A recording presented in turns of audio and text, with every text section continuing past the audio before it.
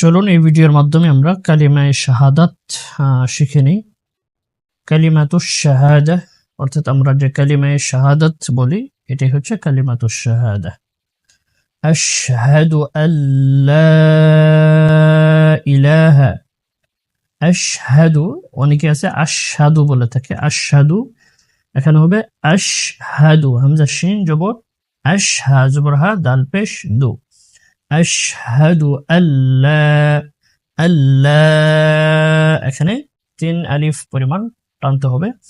আশহাদু আল্লা ইলাহা ইল্লাল্লাহু, অনেকে আছে ইল্লাল্লাহু, ইল্লাল্লাহু এরকম বলে, এরকম বলা যাবে না, ইল্লাল্লাহু, ইল্লাল্লাহু।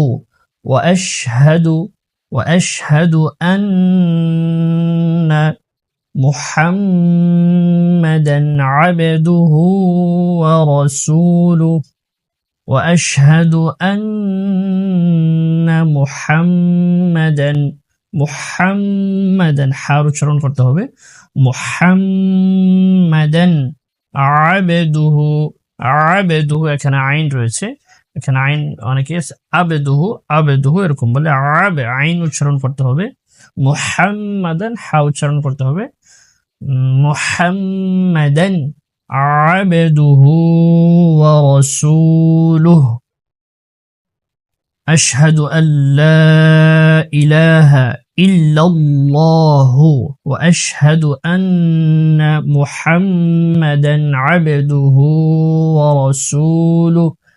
এটা সহিহ শুদ্ধ করে বলতে পারা এটা সবার জন্য জরুরি, কারণ ইসলামের ভিতর প্রবেশ করতে হলে কালিমায়ে শাহাদা পড়তে হয়।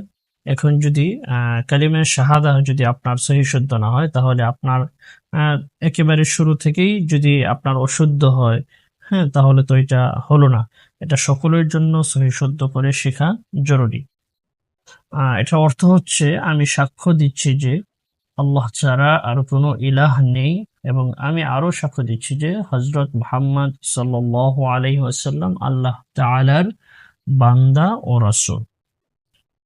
তো এই ভিডিওটি যদি ভালো লেগে থাকে অবশ্যই লাইক, কমেন্ট, শেয়ার করে দিবেন এবং ভালো করে এটা শিখে নেবেন ইনশাআল্লাহ।